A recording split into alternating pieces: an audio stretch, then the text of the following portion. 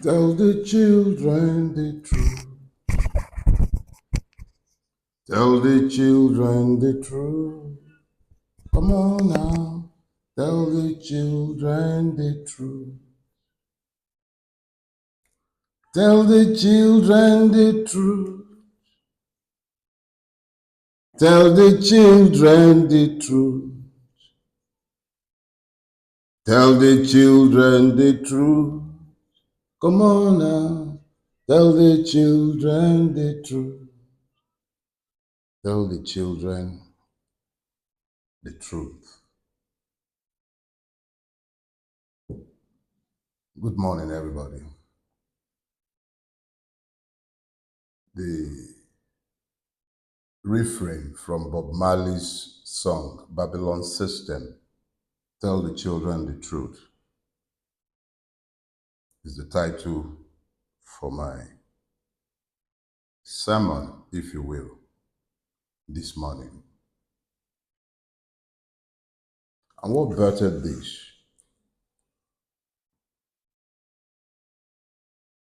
On the 7th of July, I made a post. It was the day MKO Abiola was killed in government custody in Abuja. So I made a post. I said something along the line of how it is a tragedy to die for a people devoid of memory. It's a thought that's been on my mind for a while because I have lived long enough to have witnessed a few inflection points in the history of Nigeria. And I'm also a student of history, so I have thought of all the people who died in the student struggles of the 80s and 90s. I witnessed them. I was there. So I sometimes remember them. Some of them persons that were known to me personally, like someone like Shonowo in Lasu, the first of the many students who were killed in the struggles in Lasu. Only Shono, he was just an innocent bystander. He died, you know. I remember names from history. Adekpegba, I think that one was killed in UI or something like that back in the 70s, 80s. The Nigerian state has at different points murdered different peoples, known and unknowns. And I sometimes, these things cross my mind and I ask myself repeatedly, maybe because of the cause that I have set or I've had set before me, the choices that I have made in relation to my own life. I look at these persons who have died in pursuit of a better Nigeria, the young men and women who were killed at Lekki Toll Gate, at different points in the history of Nigeria, the different persons who had been murdered, the persons I witnessed murdered in November 1993 when Abacha was taken over, myriads of countless numbers who were murdered on Ikorodu Road, on Badagry Expressway, people who were buried on unmarked graves. I think about all of these persons and I sometimes ask myself, like, seriously, this is a country where nobody remembers. We are deliberately forgetful. The system is designed to make sure that you do not remember the sacrifices of any heroes. They want you to heroify crooks, beatification of area boys, as the old man once said. They want you to have no lofty ideals to look up to, so they make sure you don't remember these heroes. So when Abiola's anniversary came by and I saw how silent everywhere was was much later in the day, I made that post. How it is a tragedy to die for a people devoid of memory. And then there came the storm of reactions, and I watched different persons post different reactions across the spectrum, from persons who profess to be obedient, who had a lot to say about how Abiola died for his personal ambition, some Yoruba nation people. A lot of people had a lot of negative things to say about MKO Abiola. The general thinking is, well, he started the Ronu legacy, quote and unquote. So it was generally very negative. The only ones I reacted to or responded to were those who were so stupid that they couldn't help but to be ignorantly disrespectful, not only of the man, but even of myself who had made the post. But I decided that this weekend we're going to have to tell ourselves some truths. And if your friends cannot tell you the truth, who is better placed to tell you the truth? I have no dog in this fight. But it is critical for me that you get the truth so that you do not continue to make the same strategic and tragic error that we have all collectively made over time, and by which error we have collectively strengthened the fetters of oppression and enslavement. So, what do I mean? There is a need to tell the truth, because the thing about the truth is that it actually does set you free if you want to be free. It is only when you have confronted the truth and told yourselves those truths and embraced those truths that you can find common ground, and by then you can then navigate your way out of the mess that we are in. But we live in a country where there is a commitment to the erection of lies. The system itself is committed to promoting lies. How did we get to the point where just a generation later, the Nigerian has forgotten, largely forgotten, the true meaning and essence of June 12th? How? How did we get to that point? How did the system achieve this task of ensuring that it is the slaves themselves that have perpetuated the myths by which they have been kept enslaved? This is of extreme importance, and I shall try my best to unpack it. So keep your offense, keep your arguments, we'll come to them and we'll deal with them. But let us deal firstly with the facts. The most dangerous thing that happens in a space is when the truth becomes subjective. Unfortunately for us as a people, this is where we have gotten to. June 12th should not be subjective. The facts are clear and established. And I think it is very critical that we, first of all, understand very clearly that the person of Moshood Kashimawo Olawale Abiola must be clearly distinguished from the ideals of June 12th. I read all the libelous nonsense, and I've listened to a few men for whom I have a lot of respect, who have equally have a lot of horrible things to say about Chivemke or Abiola. I did not know him as a man. I only knew him as a public persona with which I engaged as a young man, as a Nigerian. And that was a persona with whom a lot of Nigerians engaged. He had a relatable story of grass, abject grass to grace to tell. Yeah? Fela had his song ITT. Yes. There were always rumors of associations with military coup and military bandits. Yes. Yeah, he was most definitely a beneficiary of the Nigerian system.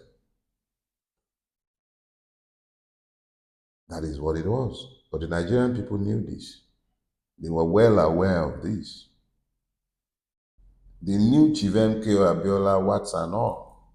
I must say that the recent allegations of his having been associated with drug trafficking is pretty new to me. It wasn't something that was out there when we were growing up, and I wasn't exactly a baby, I was in my 20s. But I do remember that as part of the effort to delegitimize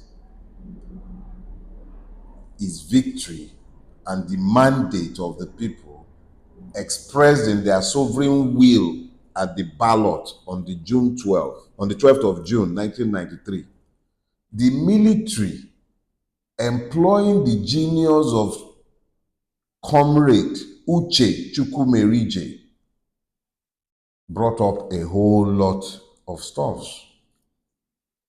There may or may not be substance to the allegations of drug trafficking, but I never heard it.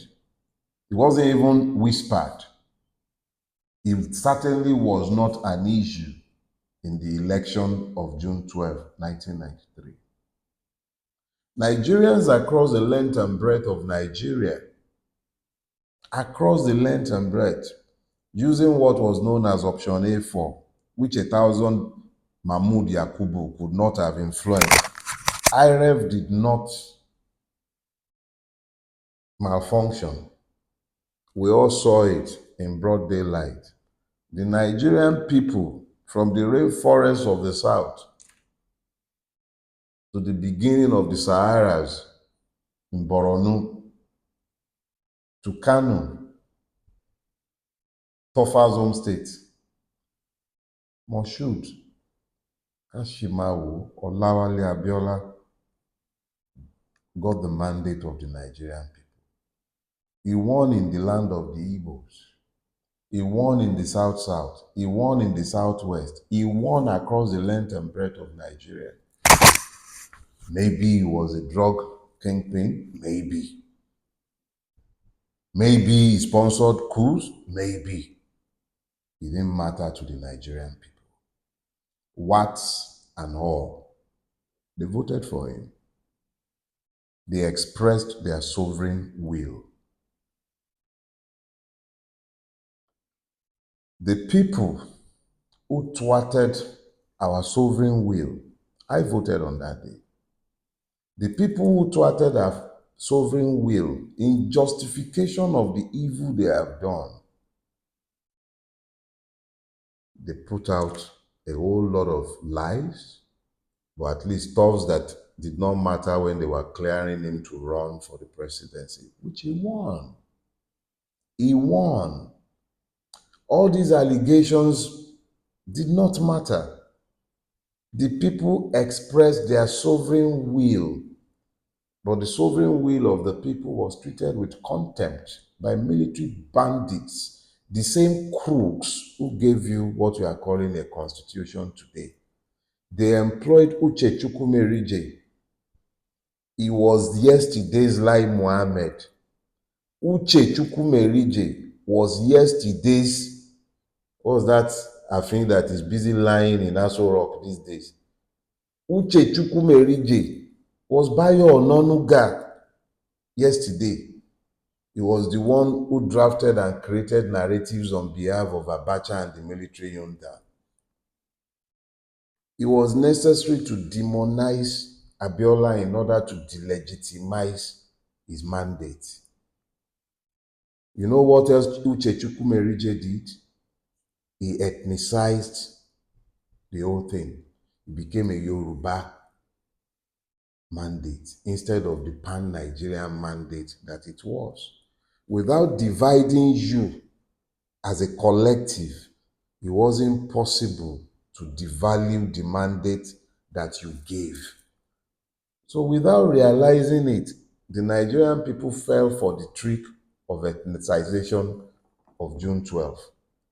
It became redefined, essentially, if not for the works of the likes of Ndubuisi Kanu, if not for the likes of Otto Nwankwo, who ensured that they stood, the likes of Ngige, and many more, who stood in rebuke of Uchechukwu Merije and his ilks, who were working for the military, trying to make sure that a wedge was driven between the Yoruba and the Igbo. They succeeded to a very large extent.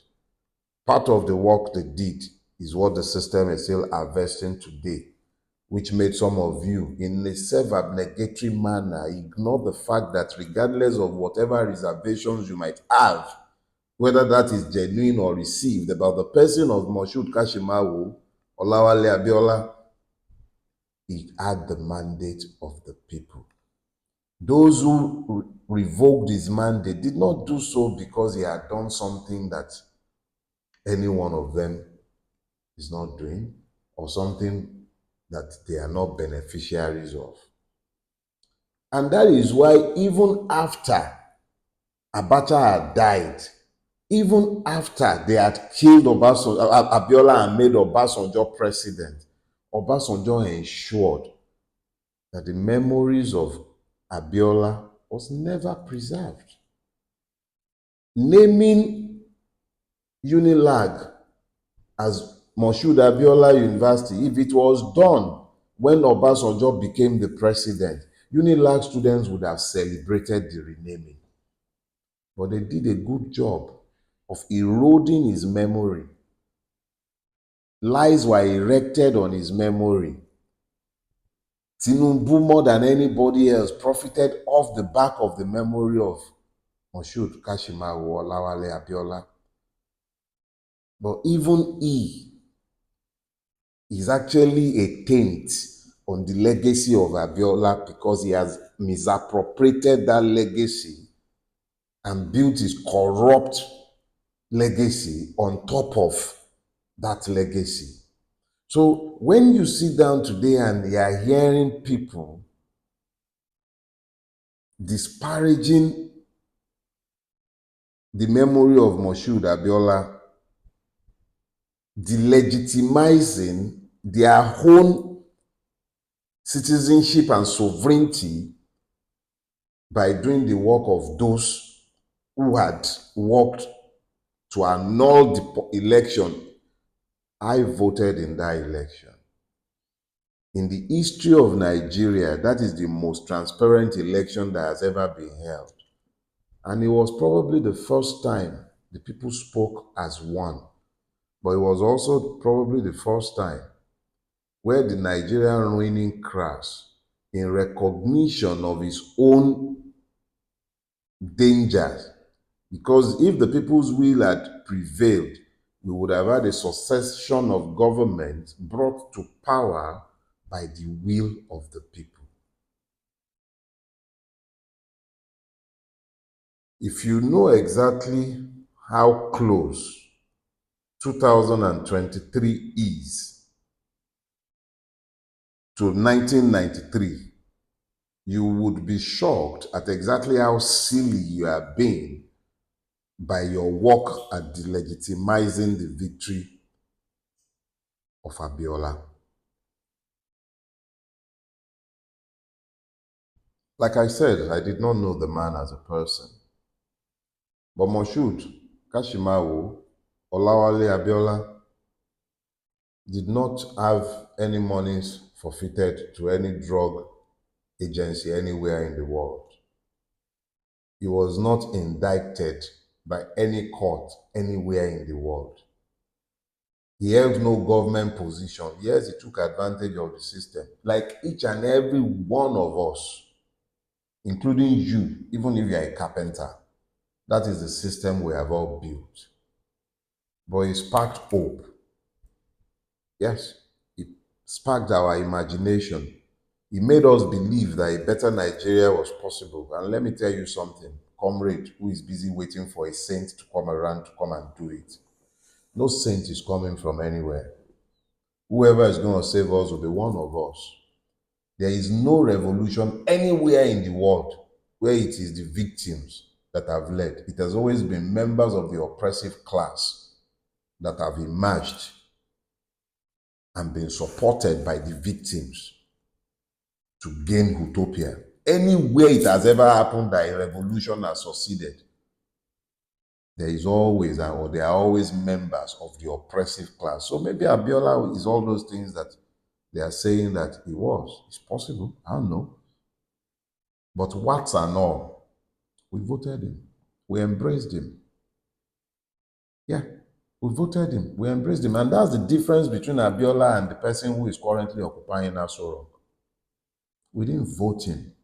So when you unwittingly equate Abiola with the one that we did not vote, who forced his way into power and who is already on his path to absolute dictatorship with the suppliant judiciary that he has and the Supreme Court that will do as they are told, when you begin to equate the two, you're actually cutting your nose in order to spite your face. Abiola was never a Yoruba Ronu person. Check his businesses. Check his businesses.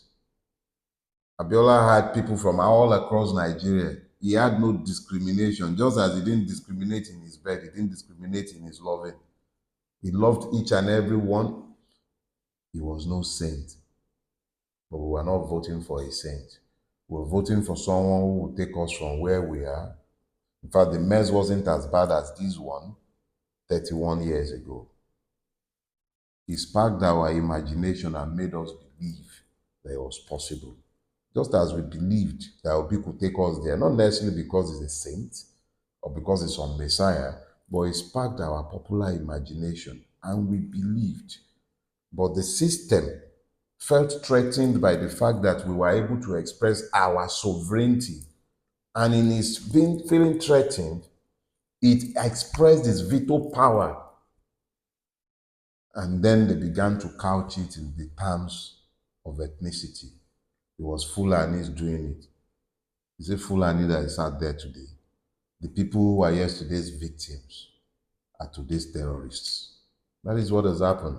So when you sit down there and you begin to help them to legitimize evil by delegitimizing your own sovereignty, you must understand that there are correlations between the delegitimization of June 12th with today.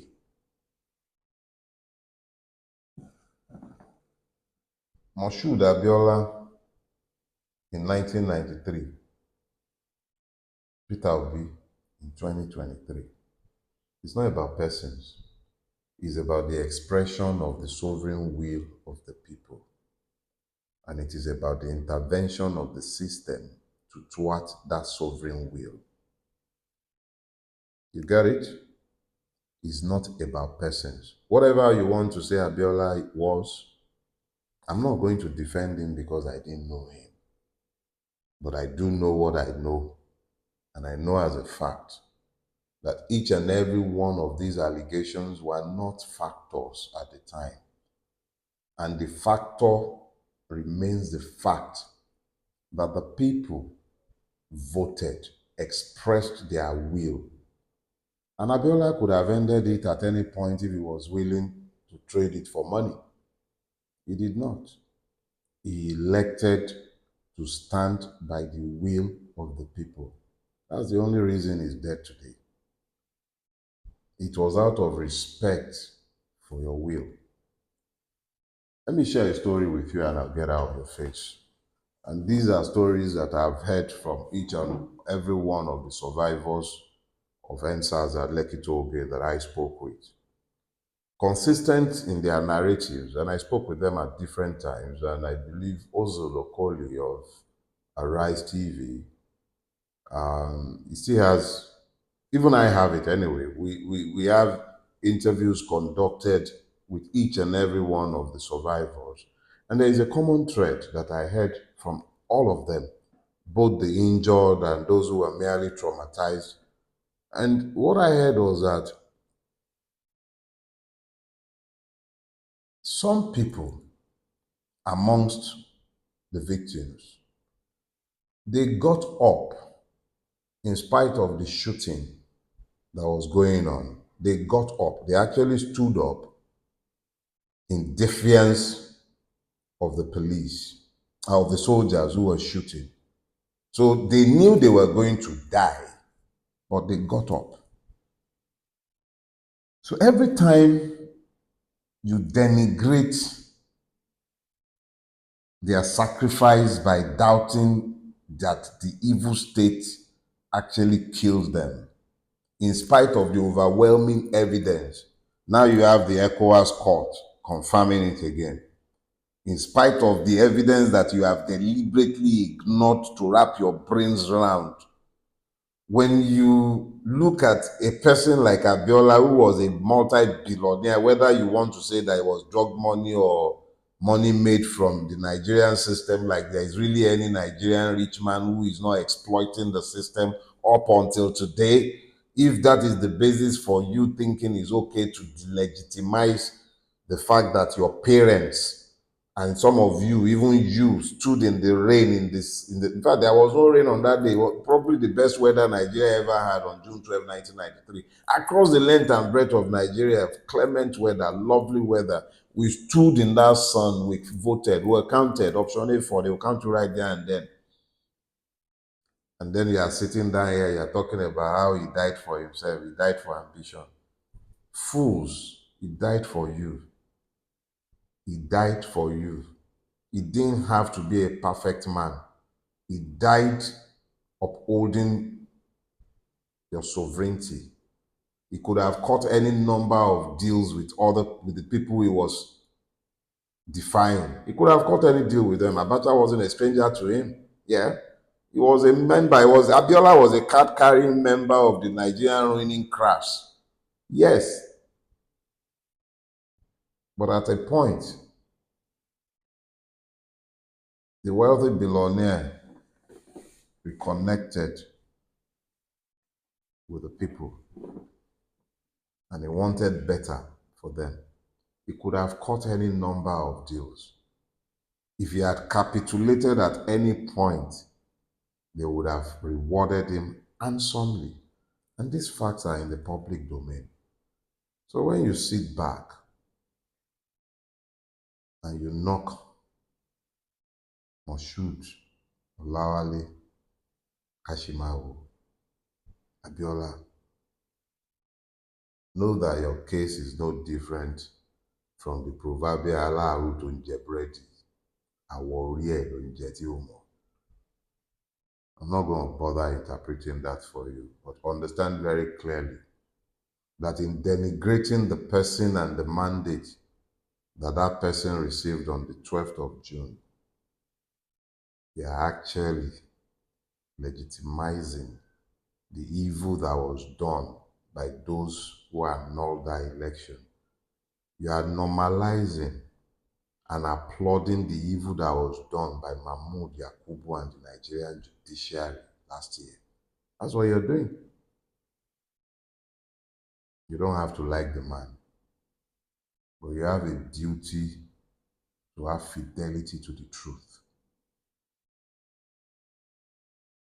Abiola is not a saint, or wasn't a saint. I'm not. Are you? Are you a saint? We weren't voting for the Papa. He wasn't being voted to become a pope. We were voting for the president of Nigeria. And it was nothing like Bola Ahmed Tinubu. Nah, it was nothing like Bola Ahmed Tinubu.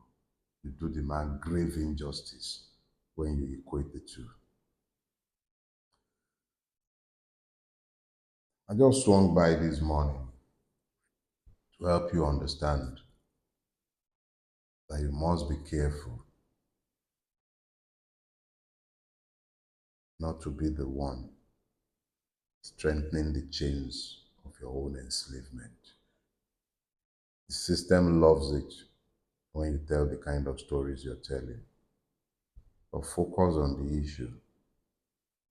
The importance of Chief Nkwe Abiola is about your sovereignty, and the importance of his death, why it should be worthy of celebration, is the fact that he was willing to give his own life rather than to give up the mandate that you gave to him, which he considered sacred. Salute courage. Do not allow yourself to be recruited into the army of your own oppressors. Have you a blessed week ahead?